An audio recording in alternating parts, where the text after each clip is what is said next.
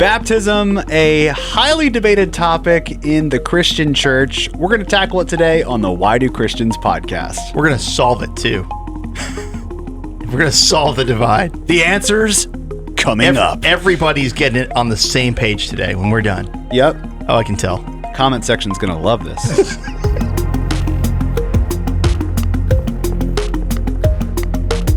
Hey, welcome to the show. My name's Mark Dickey. I host the afternoon show on the Bridge radio station, which if you ever want to hang out with me on a weekday, 3 to 7 Eastern Standard Time, you can listen to us on the website at wearethebridge.org. My co-hosts are two pastors from the Southern Delaware area. Pastor Josh Dupiche from Hope Church. What's up, Mark? Hey. How you doing? I'm good. I'm in the middle of an intro. Sorry, and I got my superhero voice. And my other co-host is Pastor Burt Miller from Solid Ground Church in Lewes, Delaware. Howdy, Burt.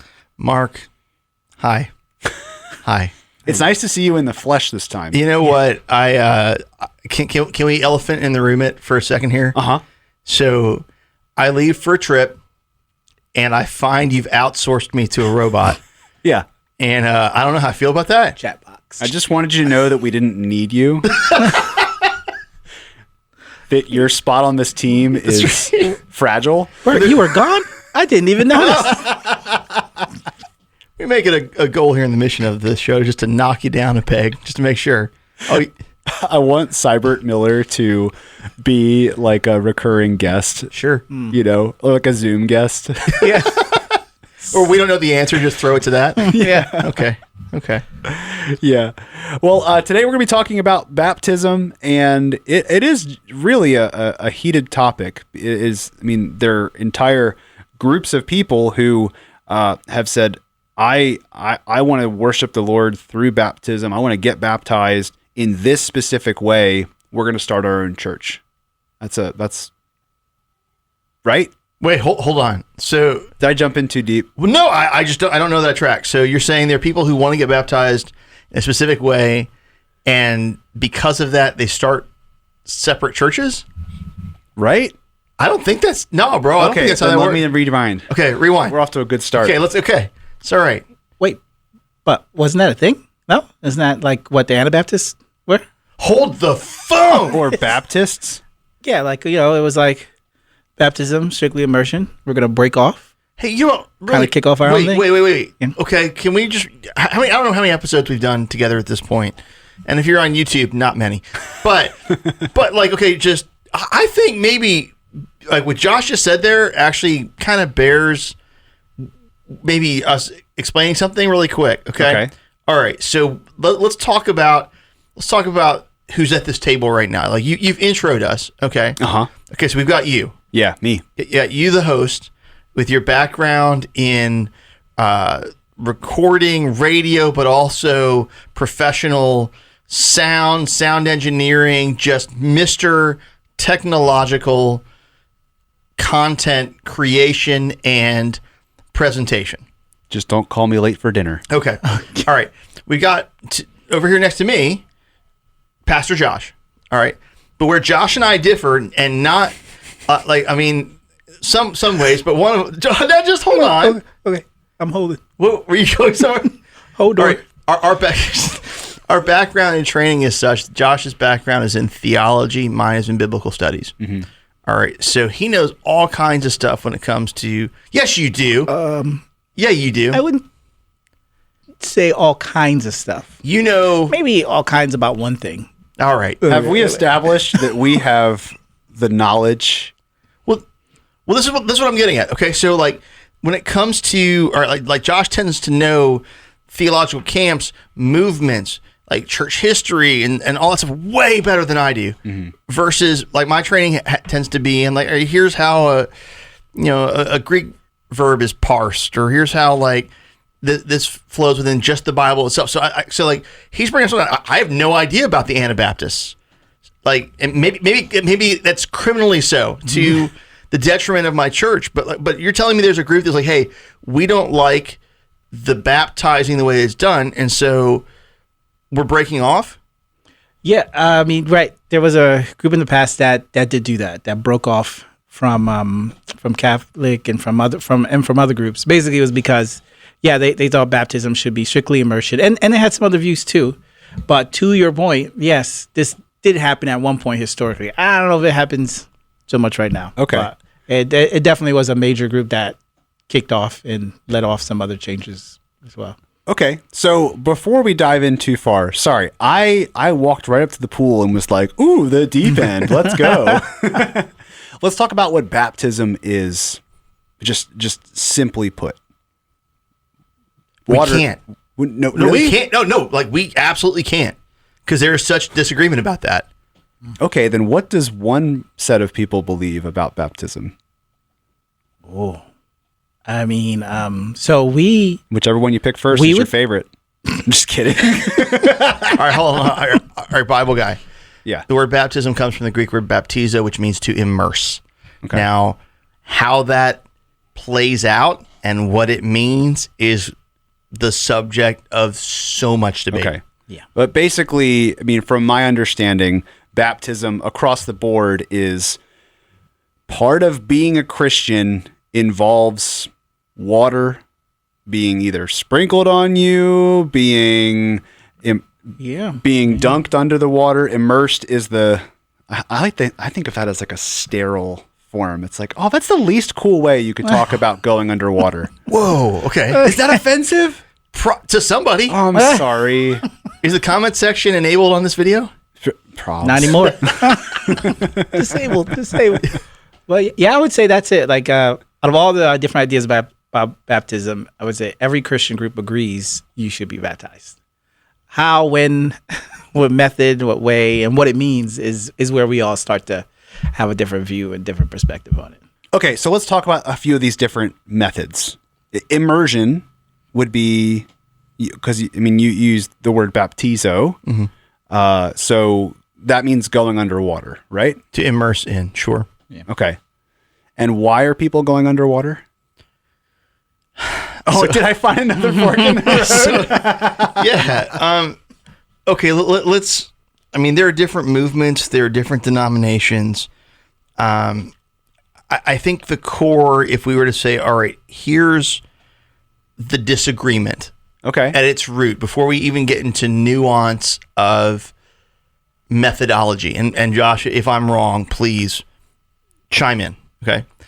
I think the root is whether or not baptism is an ordinance or a sacrament.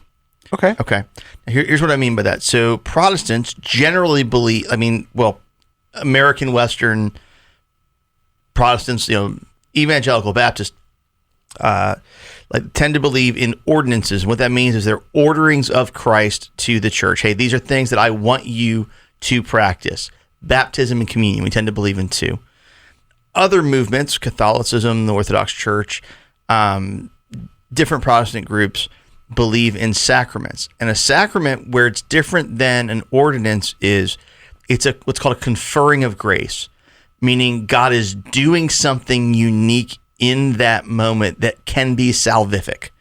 So if you fall in the ordinance camp, you tend to believe that the thing is good. You should do it because it's commanded by Christ, but it's really mostly just symbolic. Oh. Okay. Versus the sacrament, be like, no, like God, like it's not. I mean, yes, there's something outwardly that's happening, but there's a real spiritual thing that's taking place in the sacrament. I mean, do I have that right? Yeah. That's really, I guess, the big difference, right? Ordinance is basically saying that, I guess, focuses on what the person is saying when they're being baptized. They're like saying that to the church community, I'm joining you in saying that I have died with Christ and rose again.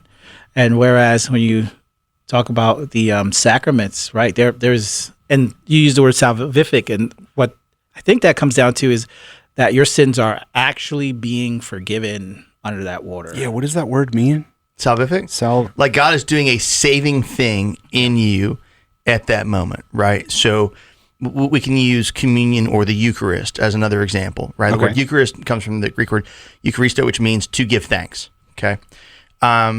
Some groups, they believe at communion what's happening is, I'm eating the bread or drinking the wine or grape juice, and I'm it's about my profession of faith. Like it's all symbolic. Jesus isn't really in the bread and the wine. Like it's just this thing that I'm holding in my hand to remember something. Okay. Versus others, and this would be the historic, large-scale Christian position, which is like, no, he's actually in that. Now, in what way? Groups are going to disagree, but like, no, it's more than just like bread and wine. And so when you're partaking of it, you're actually receiving spiritual life and sustenance from Christ himself. Okay. So when it goes to baptism, some groups are going to say, listen, like, the water's not magic. You're going under. It means something coming up, but it's all about your profession. Like this is what Josh is saying right now, right? Like it's your profession versus activity of God. Like, is that? Yeah, pretty much. Like for some groups, it's a necessary part of salvation. Like your sins are actually at that moment being washed away. You are actually at that moment being made new. So God is doing something presently at the moment. So it's not just a symbol reflecting something in the past that you've done or a choice you've made. This is through this action I receive from God. Yeah. Every question I ask gets met with, well, there's 6 different thoughts. Yeah. No. Yeah, or I mean, on the topic. Well, it's not, or we could say it like this. All right. So, for instance, and again, this like we're not harping or taking a side. Although every single one of us at this table has a position that we take on this, right? But if we were to say, all right, listen, let's present the difference in view between Catholic and Protestant views of baptism before we even get to can we baptize kids or not, which we should talk about, like sprinkle versus dunk and all that stuff. Protestants, again, it comes down to evangelical, Baptist, Pentecostal, typical, not Lutheran or Anglican Protestants are going to believe that, okay, when you're baptized, what's happening is you are demonstrating physically what you believe spiritually. And so the thought goes, all right, like what's happening is I'm going under the water, and that's symbolic of me dying to sin and dying to my old way of life and being raised to new life with Christ. That's and that line of thought comes from like Romans 6. Okay. But it's symbolic. Now the Catholic is going to take Romans 6 in the same way, and they're going to go, yeah, but here's the thing. What it says is Romans 6:3, do you not know that all of us who have been baptized into Christ Jesus were baptized into his death? We were buried, therefore, with him by baptism into death, in order that just as Christ was raised from the dead to the glory of the Father, we too might walk in the newness of life. So that text seems to be a little bit more literal, like something's happening when you're baptized. And so what they believe is, listen, every human being is born with what's called original sin. Okay? Like you're born with a sinful nature to draw you away from God. And at baptism, that sin is actually washed away. Like it's actually washed off of your body. Wow. Yeah.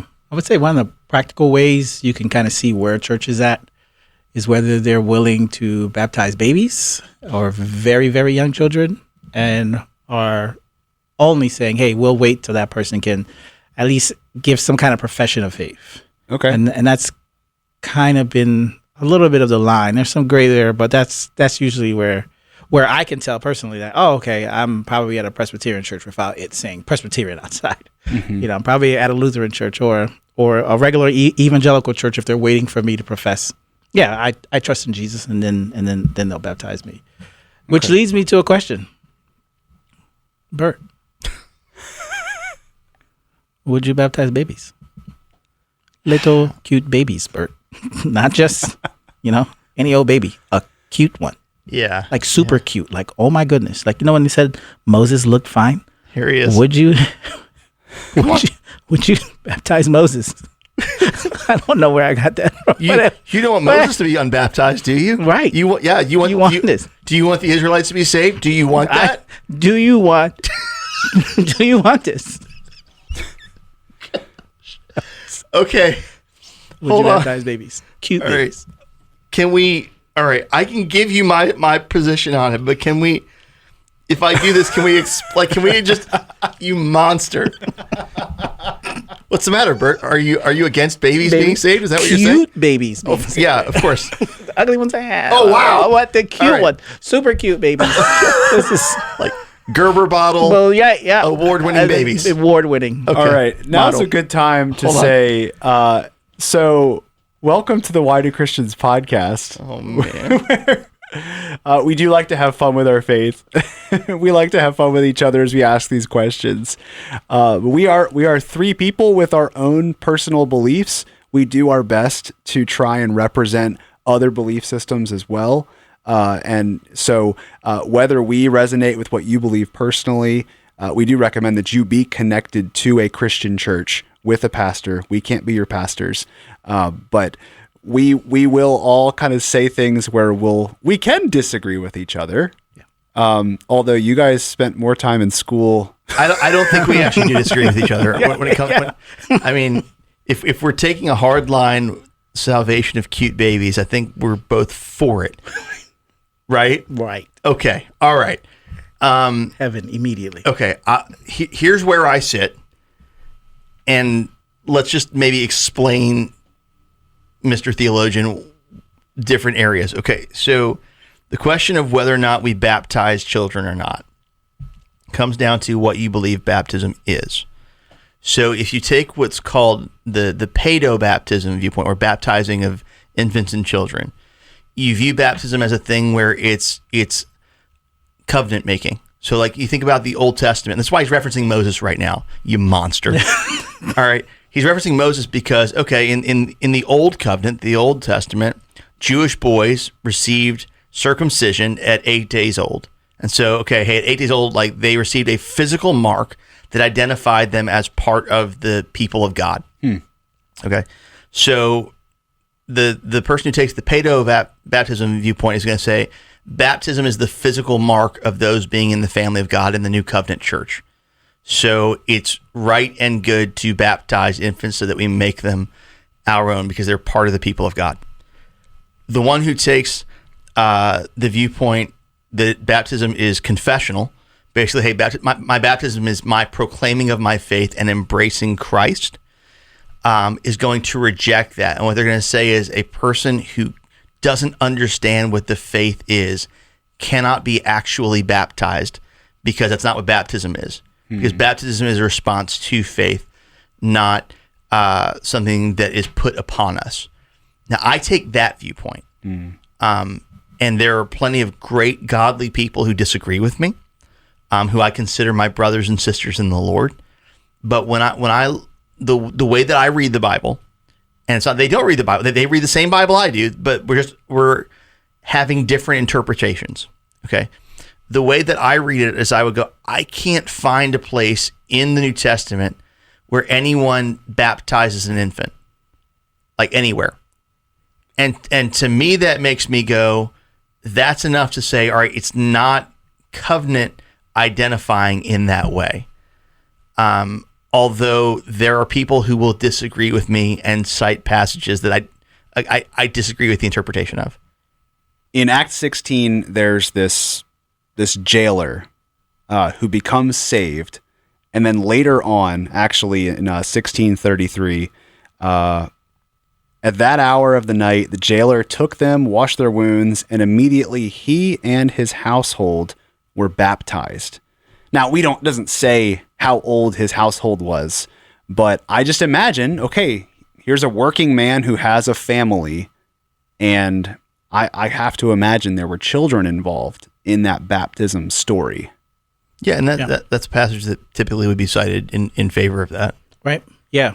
Yep. And but you brought up one of the lines that kind of pushes back at that is that the text doesn't say that his family weren't at a position where they could hear their dad, hear the gospel explained to them, and then themselves have a response. And so I think that's one thing to keep in mind. And plus, that the culture was a little bit different. If your dad went to a specific faith, you as the family, you didn't just sit back and go, well, that's dad. Really? Yeah. I mean, that makes sense, but it also, I guess I never thought of it that way. Yeah. And so it was almost incumbent upon the family then to go and say, hey, if this man who's leading the home has evaluated this faith and said, this is the way, maybe I need to also evaluate the faith and go in the same direction. And so that text has been used in the past, but I think it's been pretty debunked in the sense that it makes a lot of assumptions about the text, that there was a baby there and none of his family kind of like had their own say about it, that they were, in a sense, just baptized because And he had jumped a in, dog, we jumped so in. is it okay to baptize my dog? Burt, is it okay? You love dogs, don't you? You're like, hey, Right. look at the little brown eyes of that puppy. Look at it. Yeah. Well, what are you gonna do? Where are you gonna send it? No. No, it's not okay to baptize dogs. It is okay to bathe dogs, but no, like, There you go. Yeah. no. All right, so soap and no soap. Correct. Just kidding. I'm just kidding. No, that's not what baptism is. Right. Yeah. Jesus Yeah. did die for them. Got it. Yeah. Still sad. Is this episode usable? We'll find out Yeah. in the comment section. I mean, we stayed pretty true. Yeah. I'm pretty fair. You know what? But here's the thing, Josh and Mark. I feel like now it would only seem right, since you gentlemen have been trying to lob my way hand grenades of theology. How about That's what you get for taking a week off. That's right. Take that, Bahamas, where I was. Okay. It was awesome, by the way. So, how about this, though? Because here's where I think I might differ a little bit from the typical Baptist-influenced, evangelical, charismatic Protestant, in that I actually think there's more to baptism than symbolism. Mm-hmm. Okay? So, and if you disagree with me, that's fine. Again, place at the table, right?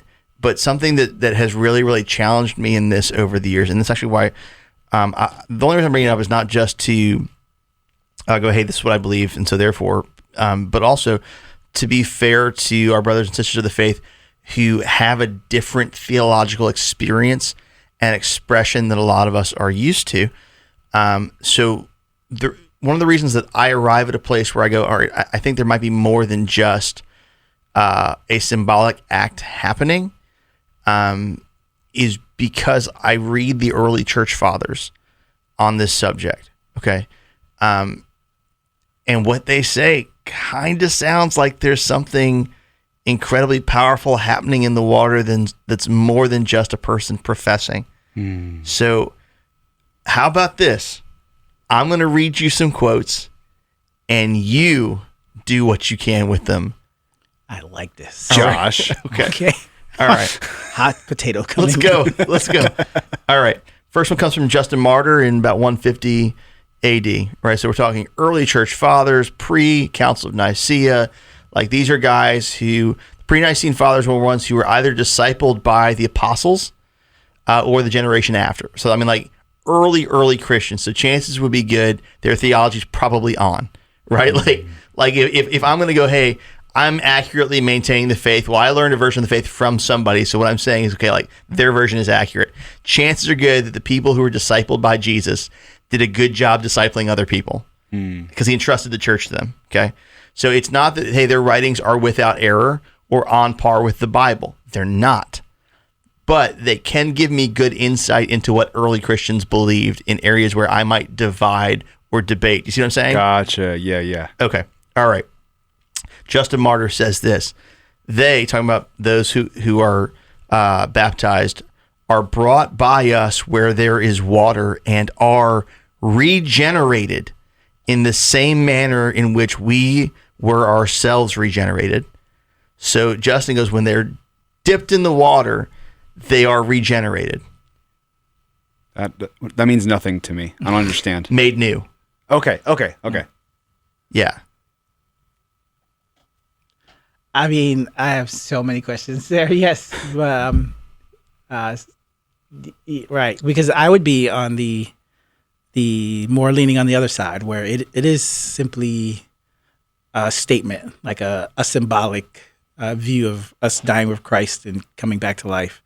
It's a profession that I'm joining into him, into his teaching.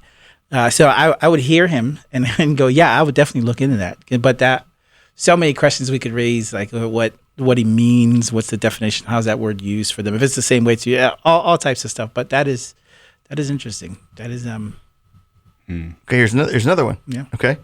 All right, Tertullian, writing between 200 and 206 AD. Tertullian, by the way, not a fringe church father. He's the guy that coined the term Trinity. Okay, so like pretty mainstream, we can say. Says this. He says, He says, the act of baptism is carnal, but the effect spiritual, in that we are freed from sins. So the act of baptism, carnal meaning it's in the natural world, but the effect of it, so like I'm doing something in the natural world, but the effect of it is spiritual. And what's happening when I'm baptized is I'm free from sin. I'll give you one more, okay? Yeah. Irenaeus of, Lyons, early church bishop, okay? And here, let me acknowledge what he says contradicts my theology. But I'm going to put it there. Talking about Christ, it says, he came to save all who through him are reborn in God, infants and children and youths and old men. He passed through every age, sanctifying infants. And that one I think maybe could actually argue he's talking about infant in the faith. Like when you're baptized, you become new in the faith. But hey, how about this though? There are groups who believe that, man, you're not actually saved until you're baptized. Right. Yeah. I thought what you were saying about maybe he means people young in the faith, and I thought that's a stretch. But then I also thought about it literally confused people when they talked about being born again. Oh, who can enter his mother's womb a second time? Right. Oh, well, actually, then you are an infant when you become born again. Okay, but hold on. Okay, because like that passage that you're referencing right there with Nicodemus, all right, you remember, like Jesus says it's in John 3:5 where he goes, truly, truly, I say to you, unless one is born of water and of spirit, they cannot see the kingdom of God. So is Jesus teaching right there, man, you're not going to get saved unless you're baptized. Like, this uncorks a lot of things for the traditional evangelical viewpoint of salvation, which I hold, by the way, which is, all right, listen, I'm saved when I believe in Christ. If I believe that Jesus died for my sin and rose from the dead, like salvation is a gift of God by grace through faith, that's the faith. And so God saves me. But there are these passages that make things really problematic without nuance, right? Yeah, so many. Yeah, you're strangely quiet there, Moses, baby.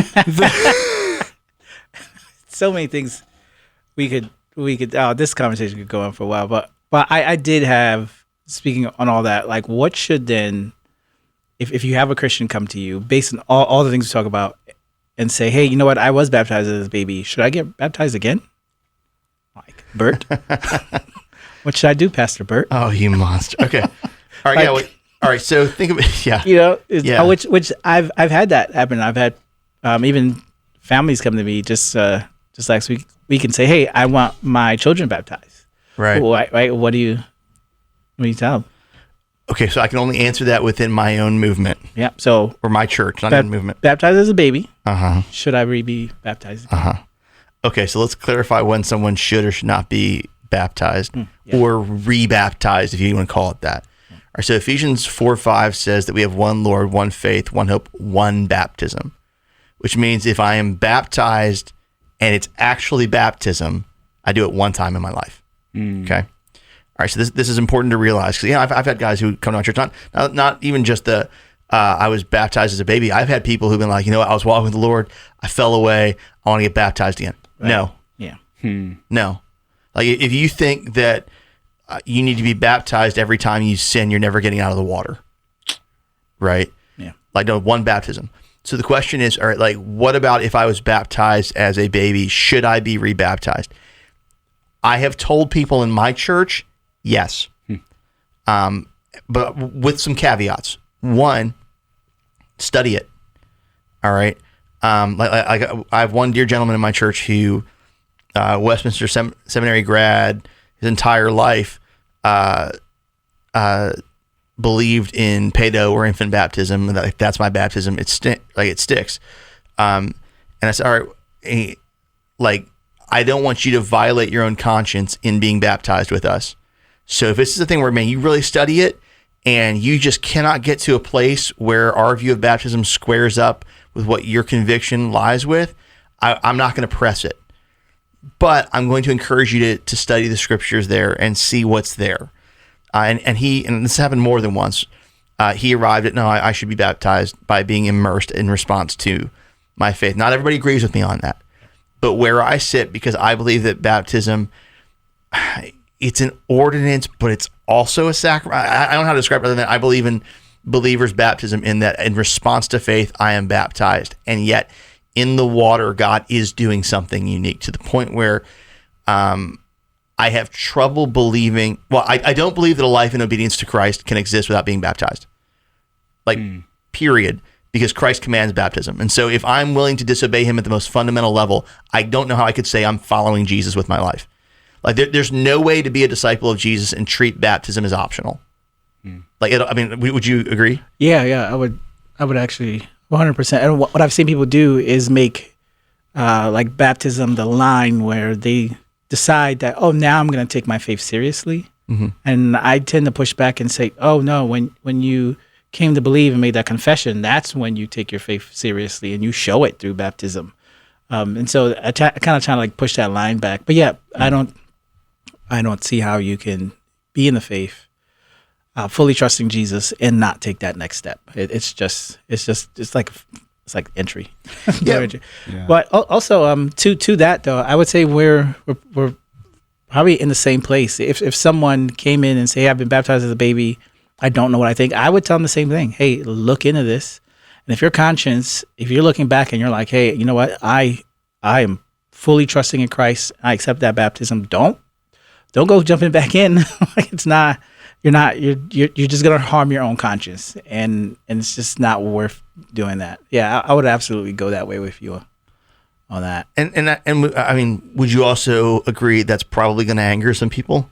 Oh, yeah, right. Because some people are looking at it like there's only one way to be baptized, and that's through immersion. Even if you go back to like the Dickey and some historical stuff. Dickey, by the way, means teaching. It's a first century to maybe early second century document chronicling like standard practices in the life of the church. Yeah. It's not in the Bible, but it's, hey, here's how we do stuff. Yeah, it's like a minister's book. Yeah, pretty much. Yeah, and it says in there like, hey, if you can't find living water, if you can't do the immersion, get them out and sprinkle them. Like it's so it wasn't the sense that whatever you can go do to obey this, and I think that's the heart of it. Where if you're unsure and you haven't been baptized, you have to see the heart of it is obedience to Jesus. Yeah. I am pursuing this, and so I would say that person who's like, no, that there's only one way. Like historically, that's not the case. Yeah, that's not the case. Yeah. But like even so, for me in my practice, generally in our church, people are immersed. We have a tank of water that we heat up for them, so it's nice, and we So nice. immerse them. Okay, yeah, we bought a new heater, so it's extra warm, so they're happy. Okay, but specifically because getting in cold water is not fun. Yeah, right? although you know what, one time I had a guy, he got baptized. Like you don't have a hot tub. Okay, we don't. But here, I'll tell you what. One time we had a guy, he got baptized, and he was like, "Don't heat the water." And I said, "Why?" He goes, "I want, like, I know I'm reading where it says that when I was baptized, like I died, I was, and I'm raised to new life in Christ. I want to feel like I'm dying when I go under the water." Whoa! Like, isn't that boss? Yeah. Yeah. Okay. Yeah. That's something like the Jordan River. I want piranhas in my. Wow. Just kidding. No, like the Jordan River where Jesus was baptized and John was baptizing. Like it's nasty. It's a nasty body of water with like animals doing their stuff in it. Like it's gross. But generally, like our whole mode of baptism, nobody's in America looks like. Well, I shouldn't say nobody because there are a lot of Americans, but generally churches when we baptize, it doesn't look like the first century anyway. Right. But like in my own practice, okay, so usually we immerse. But look, I can think a couple months ago, there's a lady lying on a bed in a hospital. We didn't know if she's going to make it or not. She's chosen to follow, like she handed her life over to Christ. So I baptized her there by grabbing a thing of water and pouring it on her, not into a place where it like soaked the hospital bed, but enough, like a sprinkled. I think that's a valid baptism. That would be valid. That was going to be one of my next questions. Was we've talked a lot about immersion, but when it comes to infant baptism and situations like that where a person literally cannot get out of bed, you can still get baptized without being submerged. Yeah, I mean, traditionally we would say yes. Yeah, I mean, absolutely. Historically, we've seen it. It just the availability of water will change how much and in what way you could be baptized. Yeah, absolutely. If someone, and part of, and at least in our church, one of the things we make way for, if someone is disabled or incapable, then how we would pursue baptism, if they really want to follow Christ, is going to look different from someone who is enabled to do that. And so that would include more sprinkling of water, for medical reasons and for things like that. So sure, yeah. Another question I have is, I was always taught that baptism is, it's an outward expression of your faith. Mm-hmm. Like it's something you do, and you're supposed to do it in front of people. So that's the ordinance view, or like a public declaration of faith. Are there faiths that it's a private thing? Or is that too deep of a cut of a question? I don't. Josh, correct me. I don't know of any movement that takes a hardline stance on it should be private. I don't think so. Yeah, as far as public or not, again, I can only speak to my own viewpoint on it. Yeah. Okay. I believe that one of the reasons we are to be baptized is because it's a public identification with the family of God. When I'm baptized, I am officially joining myself to the Church of Jesus. What is the Church of Jesus marked by? If I'm looking at the orderings of Christ, baptism and communion, like these are non-negotiables. So to me, what that means is that baptism cannot be divorced from community. This is a reason, like in our church, why we've kind of shifted over the years. We used to be like, we receive sign-ups, I want to get baptized, awesome, and we'd baptize them, and then we'd never see them again, because what they wanted to do is check a box. I want to make sure that I'm good with God, but I don't want to, accountability. I don't want community. I don't want to be plugged into anything. And so for us now, like we're dealing with this right now, where we've had people sign up for baptism, but they don't attend our church, or as far as we're aware, any church. We're not going to baptize them because to do so, like, it's not that baptism belongs only to our church. It doesn't. But to do so is to say, I'm going to be part of the church. And we feel like we just can't do that in good conscience unless you're actually plugged into the church. Mm. Yeah. Yeah, you're baptized into the body, right? Not apart from it. I did go to a baptism where a dad baptized his children. And I kind of felt some type of way about it. Did you really? Yeah. I didn't really know the guy, and it was just met randomly, invited me, and I went, and it was just him and his family, and they were visiting America and decided to baptize out there in the ocean. And it was just like I kind of felt like, and the kids were excited, but I kind of felt like they didn't have their community, their church, to say, we see it, like we will believe with you, we will be there and hold you accountable. All this was missing, and it was just their private only thing. And that, like, I don't know, that I just didn't see that in scripture. I didn't see that. Hold on. Because I'm going to say this. I don't know that I disagree with you, though. Okay, yeah. But just, I feel weird saying devil's advocate, but you I'm say gonna angel's ally. Sure, there it is. All right. Man. Philip with the Ethiopian eunuch in Acts, was it 6? Mm-hmm. They're going along. It's a chariot. It's just the two of them. Guy says, "Hey, look, here's some water. What's to stop me from being baptized?" Philip baptizes him.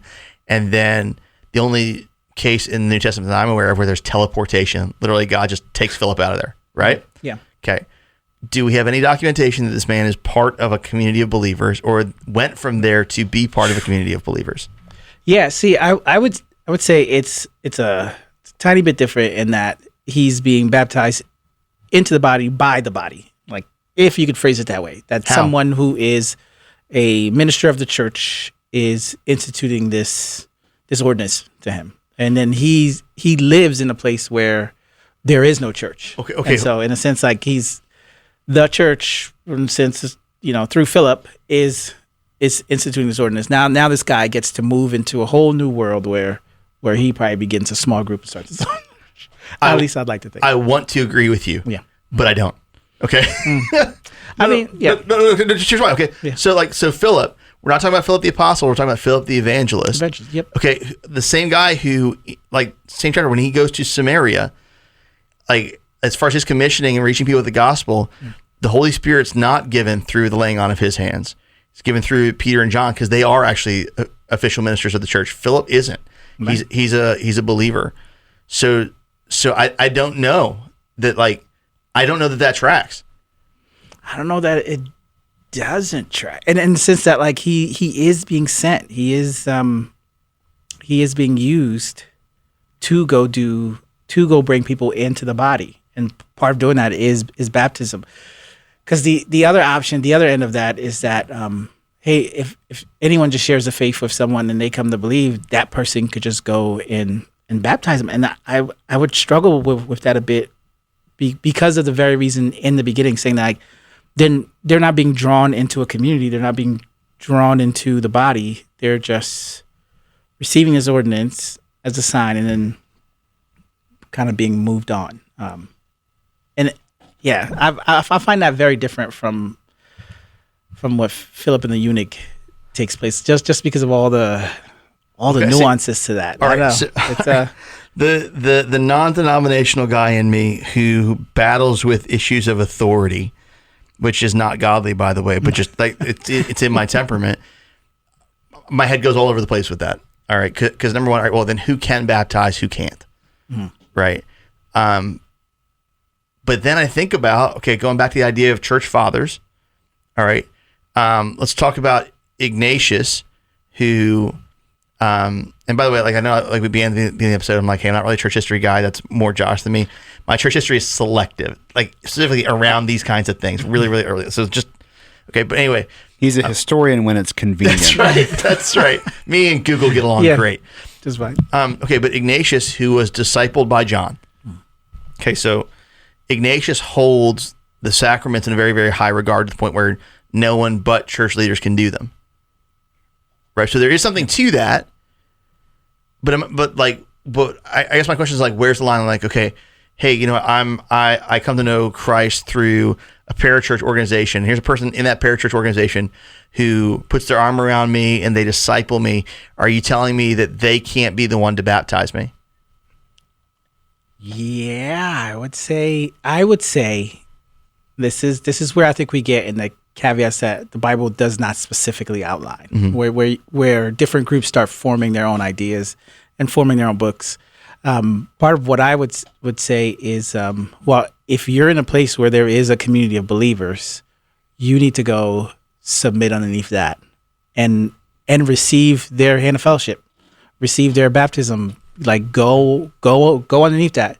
But yeah, I would, if someone told me they were in like a Philip and a eunuch situation deep down in China or somewhere where there's not a Christian fellowship, and someone has the gospel and they're sharing it and people are coming to it, and this person is seen as like the lead. This is the only person who knows. It's the only church we've got. Right. I would say, well, there you go. That is the only church you have. You're saying that's the extension of the church. Yeah. So okay. So would you nuance it in this way? If an established church exists where you can fellowship, be plugged into, be under authority, be discipled, then you should be baptized by that body. But if said thing doesn't exist, there's room for conversation? Absolutely. Yeah. Wow. I can't believe that ended with an agreement. Yeah. Well, that was the hottest debate this podcast has ever had. This is a thing. We both want to push people towards obedience, never away from it. And the closer you could get to what is written is the best thing for everyone involved. Yeah. Yeah. Well, that is a whole lot about why Christians get baptized differently. And if I'm smart, I'm going to put this at the beginning of the episode. We have a full episode on why do Christians get baptized. It's like the theology of it, yeah, like what it is. It's not on YouTube, but it is on our podcast, the Why Do Christians podcast. And Burt and I, sorry, Josh. Before Josh joined the show, we went through all different forms of, a few different forms of baptism, what different groups believe, and we didn't get into a lot of that in this episode. So if you're walking away from this conversation going, but they didn't talk about this, we might have in the past. there's a good chance we did. And we went a few unique ways in this episode. We did, but I'm also, as I'm thinking about it a little bit more, the instance of Philip with the Ethiopian eunuch, Philip clearly is operating under authority and designation by the apostles, because when he's in Samaria, Peter and John go down there to authenticate what he's done. So it isn't as though Philip is this marshal who's off doing his own thing, not answering to anyone. So I think that does track more with what Josh was saying. So, all right, my thinking is coming around, sir. Thank you. But on another note, and something you said, we all love each other here. Something you said that was really important about people randomly emailing, reaching out to church saying, "Hey, can you baptize me?" And I don't know. I kind of want to talk to that just a little bit, just for a little bit. Sure. That like, right? Don't treat baptism like it's just in the check mark. Like whether you believe in infant, whether you believe in credo or pedo, whichever. Pedo. Thank you. Like I would say don't treat baptism like that. It is for me a sign. You should be tying into the community of faith. You should be investing and being invested in. So I would encourage anyone who's thinking like, oh, I just need to be baptized, I haven't done it yet, to look a little bit deeper, to see that Christ is calling you into his body, to be received, to be loved, to learn more about him, to grow, not just a bunch of things to check off and kind of like move on. Yeah, I don't know of any movement that would disagree with the idea that there's any version of the Christian faith that exists without baptism. Right? Like we might disagree about methodology or theology, but all of us would say it is essential for the Christian life. Like I don't know anybody who would argue against that. And that's important to realize, because what can happen for us, we tend to be very, very individual centric in our faith, where we think my relationship with God is just that. It's just me and God. Just me and God. Yeah. And yes, salvation is personal in the sense that the Lord loves you, is saving you, is refining you, and yet your salvation is designed to be done in community. That there's just no escaping that when you're reading the New Testament. So a version of Christianity that's basically, hey, I just listened to a podcast, or I listen to worship songs on my own, or I don't know any other Christians, but maybe I'll get in a chat every now and then, or Facebook debate or whatever. Like that's not the faith. The faith is an assembly of people where we come together and we worship and encounter the living God. And that happens in the space of community, which is why the ordinances, sacraments, however you view that, they only take place within the church. Yeah. And if you're looking for a church, there's two pastors from two great churches here in Delaware. If you're in the southern Delaware area, if you're a listener of The Bridge, of my radio show, and you live on Delmarva, that's the peninsula, Delaware, Maryland, Virginia, and South Jersey, we've got an online church directory to help get you connected to a local church. If you are worldwide, because we're on YouTube after all, the podcast has been just in this little spot for so long, and now it's worldwide. That's so fun. I encourage you to seek out a Christian church in your community. If there is a Christian that you know who is close by, ask them, where do they go to church? Because we're not meant to walk this Christian walk alone. If you have questions for future episodes of the podcast, you can leave them in the comments below, or email them to podcast@wearethebridge.org. And we appreciate you checking out our podcast. I don't end the podcast that way. Tell them to smash the like button. Smash that. And if you appreciate the show, smash that like button, subscribe, share it with a friend. It's the Why Do Christians Podcast.